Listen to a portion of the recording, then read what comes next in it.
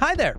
I'm Keith Cawley, and this is Thrive, a Bridgestone Americas podcast where we explore our company through compelling conversations with teammates across our organization. New technologies, connectivity, materials, and consumer demands continue to drive an evolution in mobility led by a combination of both traditional industry leaders and startup disruptors alike.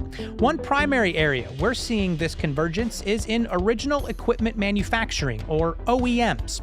At Bridgestone, we're an OE tire supplier for well-established vehicle makers like GM, Ford, Honda, and more. But increasingly, we are exploring new partnerships with new-to-the-market car makers or emerging OEMs to co-create together and stay on top of the cutting edge in the mobility revolution. Today, we chat with Cassiano Polycarpo, Senior Director of OE Business Development at Bridgestone Americas, and Brooke Helsley, Senior Director of Service Merchandising and Strategic Planning for Bridgestone Retail Operations. They can help tell us about how we're evaluating opportunities and what Bridgestone can bring to the table in this rapidly growing space. We hope you enjoy this conversation.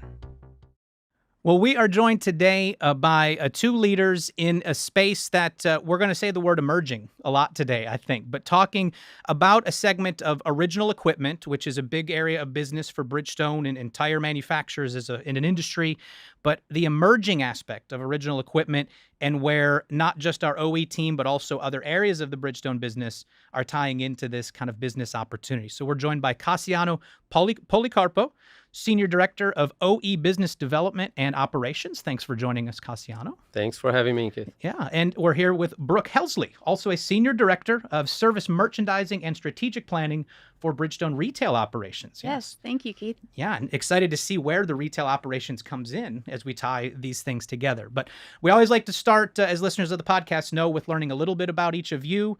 So we'll go far away to closer. Let's start with Cassiano. What's your journey been to your role at Bridgestone and really to Bridgestone even before your current role? So I've been in Bridgestone for over 20 years already, just out of college. I graduated in engineering and with emphasis on automotive engineering and always wanted to work with product development. And then I started on what we used to call South America Technical Center at that moment as a development engineer there in Brazil. After that, of course, I moved through different roles in Latin America, went to sales coordination, and moving into Nashville in 2015 when we reinforced our corporate Latin America team. And since then, I moved now 3 years ago to the team to the OE team in North America, working with Shannon and now David. And just 1 year ago, I moved to this new role of a business development and operations. And we are focused on really looking into this emerging OE space and expand our process and our business there in this space. And there you go. So coming from South America now up to Nashville, you said Shannon, who is Shannon Quinn, who is now leading our emerging OE kind of overall strategy and effort. And then David Coletti, who's newly hired as the president of our original equipment. Correct. OE. Yes. Perfect. All right. So Brooke, how about you? Where's your journey been taking you these days? Well, honestly, I go back right early in my career. I got into product management and merchandising. And so I started my career at Hallmark Cards. So really very female-focused products. Took a drastic change 14 years ago and got into the aftermarket automotive. So my first stop there was with AutoZone, which is a do-it-yourself retailer, very much front of shop, back of shop type. And then around 4 years ago, I got the opportunity to come over to Bridgestone Retail Operations as their Director of Service Merchandising. So with Bridgestone, I'm really responsible for all the sales in the store besides tires. So, which is quite a bit of the sales, from your brake jobs to your oil changes and everything in between. And then about 18 months ago, took on a little bit more of the strategy side of the business. The team is really over the mobility solutions integration within BSRO, as well as our project management team and then business innovation, which is where this EV market really fits in with the emerging OEMs. And so it's been a great ride so far, and that's where I am. Yeah, and I think it's an interesting, we got two different backgrounds of expertise and perspective, right, that show the width of Bridgestone as a business, but where now it all intersects as we do the North Star. You talk about mobility solutions. I think we could do a whole other podcast and dive into your time at Hallmark. It's probably something that I shouldn't say, but my wife and I watch way too many Hallmark movies. I think we have opportunity for some integrations with aftermarket automotive services and having a whole storyline around that, but that's for a different day. Let's focus on the emerging original equipment, emerging OE world, or EOE, I guess is how we'll refer to it throughout the conversation. Cassiano, what does, at the very base level to start, what does emerging original equipment mean? So we started this approach and we are calling emerging OEMs all those companies that are coming into the market, like startup companies, smaller companies with a different business proposition to manufacture BEVs, the battery electric vehicles, and sell them with a different business model as well. Companies like, you can relate to Tesla, Lucid, Rivian, Fisker, and so on and so forth. So we started to call them emerging OEs. Now, as we expanded this approach and we accelerated, started to talk and work with other companies, we are talking to, for instance, autonomous vehicle software development companies today. So we are actually changing a little bit from the EOE to the NMP, new mobility players. We love our acronyms more and more. Yes, always. So that's what it means. So we are looking into those new players into the automotive space, either building a vehicle or developing softwares for autonomous vehicles. Yeah, it's a fascinating thing because the traditional tire or automotive industry, we think about them as vehicles, and then some of the supplier goods and the tires being that we supply to the original equipment manufacturers. But we've heard Paolo in the North Star strategy, right, talk about, and Ishu Ishibashi, the global CEO, talk about the sustainable solutions. And people are like, what does solutions mean? But it is this whole evolution of the vehicle being more data-driven, connected, all of these things as part of a network almost of activity. And so this is now all in the new mobility player. Is that what is new mobility players space? Yes, the NMP, of course, the NMP space that we know about. So EOEs, that's the base. I was trying to read up and learn a little bit as we go into this conversation and to at least get terminology to learn about. One of the frequent phrases when talking about EOEs is that they are asset light, right? Yeah. And I think that's where some of the connectivity can come into play. But I guess maybe for both of you, we'll start with Cassiano. What does asset light mean in that regard? So not all of them works the same, but a good part of these emerging OEMs, they are looking into a satellite strategy. So a satellite companies are companies that they kind of partner with other companies to service or to contract part of the value chain for them to go to market, right? So we are going to talk about Fisker. Fisker is a good example because they own the brand, but they partner with Magna for development and manufacturing. They are going to own and control the sales process and marketing, and they're looking for a partner to after sales, right? So that's a very good example of what a satellite company is today. And I think where it comes in with Bridgestone Retail is the service network. So today in OEs, you really have the service center, and that's where you take your vehicle for the first bit of the warranty. And so Bridgestone Retail has always been right after you come off warranty. Our sweet spot's at 4 to 7 to 11-year-old vehicles. But in the case of EOEMs, most of them will not have the brick and mortar locations. Yeah. So a lot of them are standing up some mobility, some mobile networks to work on vehicles, but that can't take care of everything. And so they're really coming to us once the initial conversation happens to tap into our 2,200 store footprint that has one operating system, and really that's the appeal. And so it's been interesting because they're interested in our brick and mortar, and then also in all the mobility that we can bring along with it. So Firestone Direct as well. Yeah, well, and I think this is where I'll wander into asking questions that show that I may or may not be understanding things correctly. So we talk about that as Fisker, for example, partners with a manufacturer, and then you said they're looking for aftermarket because in a traditional OEM sense, say a GM, right? They have dealers around the country that would provide those aftermarket services, so to speak. But a Fisker making these new EV or innovative vehicles, doesn't have a dealership network, and that is where BSRO comes in. That's an Correct. accurate assessment. You got it. Yep. We're piecing the Perfect. puzzles together. Man, oh man. Perfect. Happy to be there. But so I think that's where one of my next questions was going to be, and you jumped in on BSRO has that opportunity. And more, it seems we had an announcement, right, of EV, the expansion of an EV charger footprint at some of our BSRO stores. BSRO is trying to position itself into more of a network to serve in that EOEM space. Yes. Right, definitely. So really, as you think about us being complete auto care, as these EOEMs come out, we've got to be at the forefront to know what they're going to need and what the EV vehicles really are going to need. And so we've been able, about 5 years ago, we launched our first test down in Austin, which was a pilot, just a brick where we had a hub and spoke model where we really have one store that is very focused on doing all the high voltage EV work. We recently launched another pilot in San Francisco, and we have capital investment to launch others. We really want to wait and see where the fleet and where the network needs us to be next. But our whole goal is to build up that platform and that footprint so we can pick it up and take it right away. But I will say that's for the high voltage. Yeah.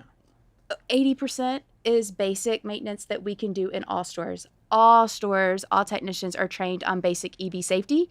And, we saw about 40,000 EV vehicles this last year, and majority of that was for tires, rotations, alignments, things that are just in our wheelhouse anyway. So all stores can do that. We have about 270 stores that have been trained in high voltage, and then we have those 44 stores that are in the network for our high voltage pilot. Gotcha. And so as we think about, Cassiano, you noted the variety of the emerging OEs, the types of vehicles, the technology that they're leveraging. That seems to me like it would be an interesting, an exciting challenge maybe, but there's so much potential diversity around the types of vehicles that each individual company could be manufacturing in this space. Are there points, I think EV might be a central one, that's a point of connectivity across this landscape, but then also what are in general some of the other kind of innovative things that EOEs are bringing that we're having to kind of learn and adapt to try to support? That's a good point. Companies like these battery electric vehicle manufacturers, they have a different business model than autonomous vehicle companies, right? So autonomous vehicle companies are companies that they will have a pod to provide a mobility as a service, or robotaxi as some of them call. So the needs that we have to service those fleets are completely different than the needs or the infrastructure we need to service a final customer that's just like riding a battery electric vehicle to commute. Right, so those are the challenges, and we are learning with them. At some point, some of those companies are still also learning what they need, and we are working in parallel with them, collaborating, co-creating to try to bring new solutions that will support them on their journey, and of course, accelerate our own strategy. Yeah. So we talked a little bit about Fisker, and so there are some of these partnerships that we've been able to announce that our teammates may have seen references to companies and wanting to be interested in learning more about.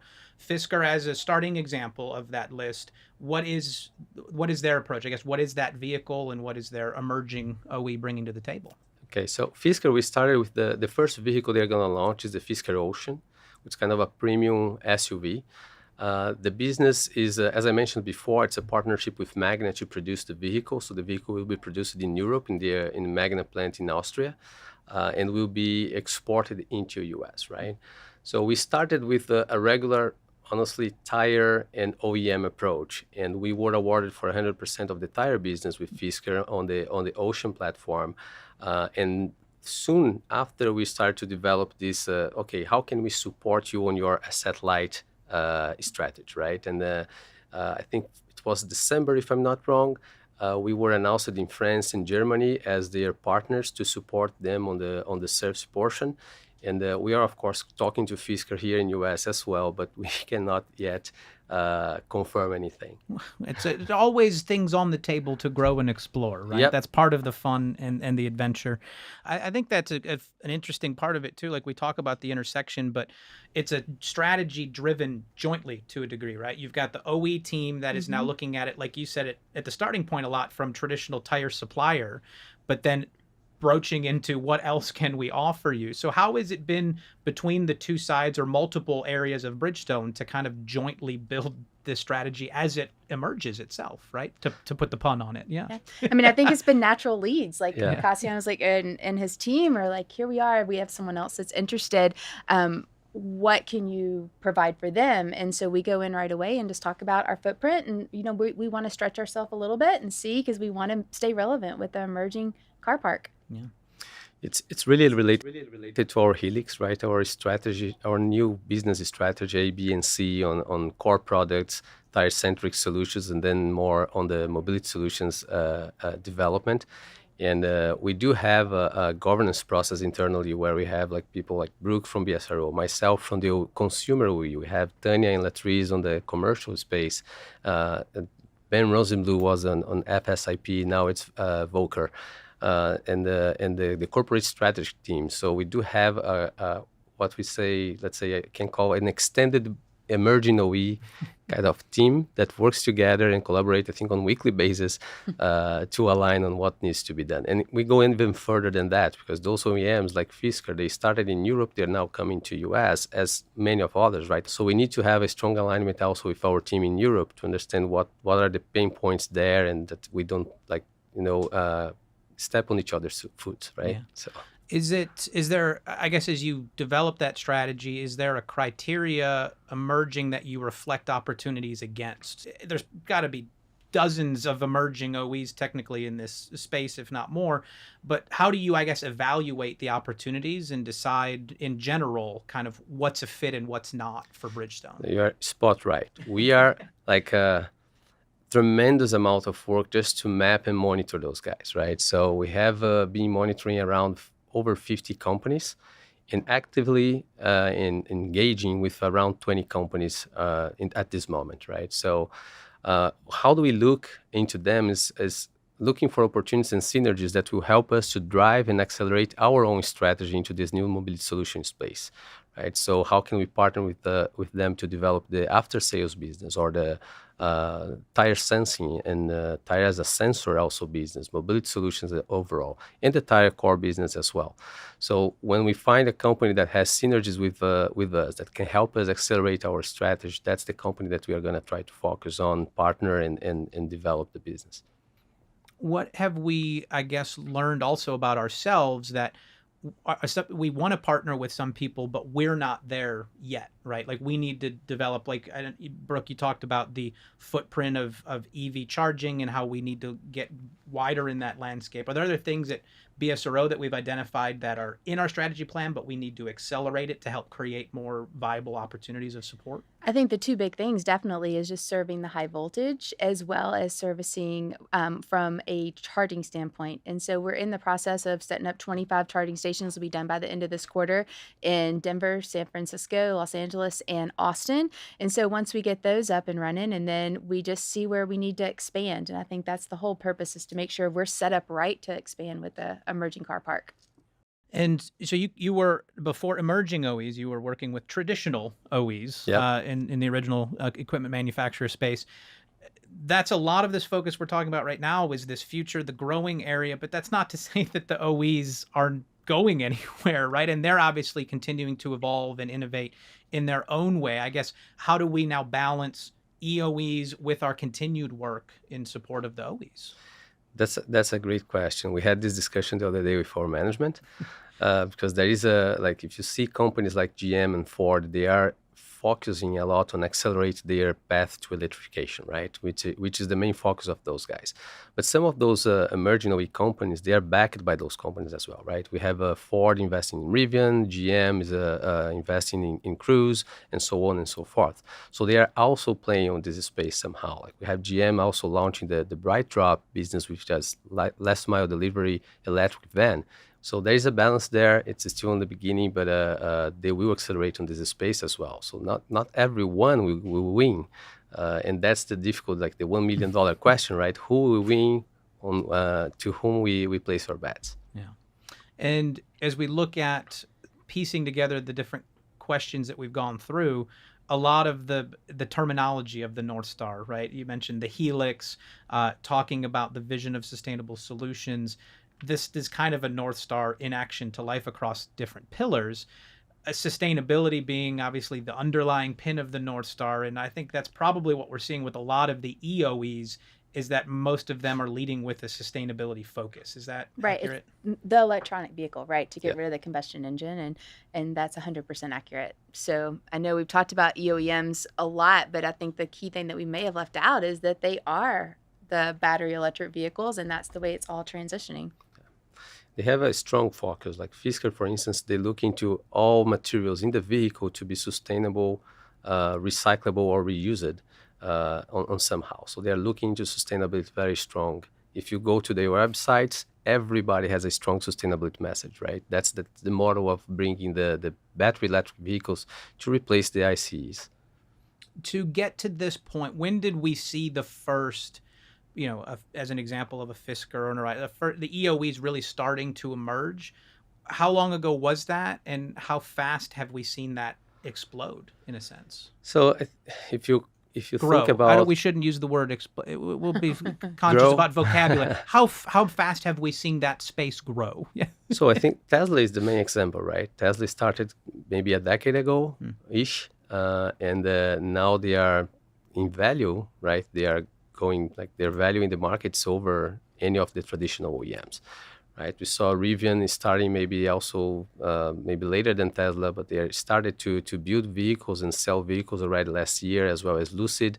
Fisker is starting this year. Arrival is starting this year. So things are happening already, right? So they are fast-paced companies. They are smaller. They are eager to try new technology and innovation if you have them ready, right? Don't go and put a PowerPoint in front of them.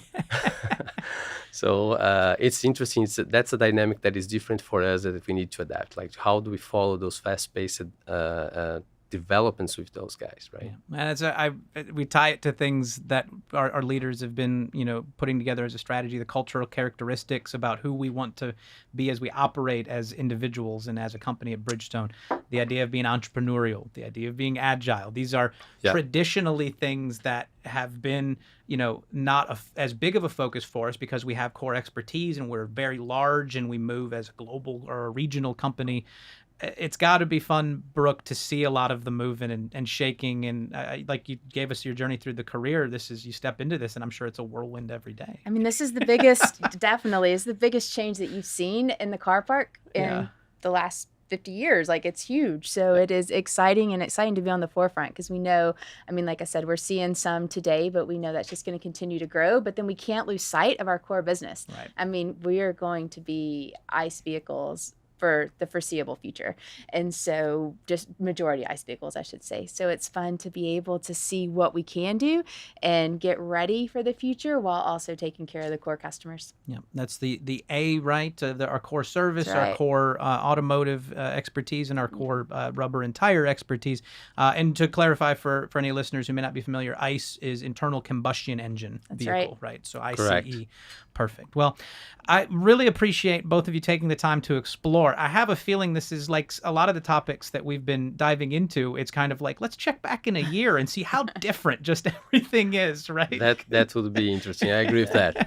Because I do think, we've seen some of these announcements roll out in the last several months, but it is, like we said, conversations ongoing, and we're having a lot of fun exploring and seeing what the future could hold. So I do think it's something that would be interesting to just check back in on and see how it all develops. But Cassiano, thank you for taking the time. Brooke, thank you for taking the time and sharing your expertise on emerging OEs. Thank you. Thanks for having us. Great opportunity to talk to you and with our team, right?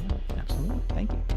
So as Cassiano and Brooke outlined, there is lots of opportunity in this space, which means there is also a lot to sort through and figure out. Safe to say we have only scratched the surface with the EOE partnerships we've announced at this point, and there's likely to be a little bit more news to come in the months and years ahead. If you liked this conversation, be sure to check out some of our other episodes wherever it is you listen to podcasts. While you're there, give us a rating or a review. As noted here in Season 3, you can also watch some of our episodes via the Bridgestone Americas YouTube page. Just go to youtube.com/Bridgestone Americas or search Bridgestone Americas in the YouTube search bar. And of course, you can always reach us via email with comments or questions. Just send a note to thrivepodcast@bfusa.com. Thanks for listening. I'm Keith Cawley, reminding you to keep on keeping on. And remember that at Bridgestone, today, tomorrow, together, we thrive. Be good, everybody.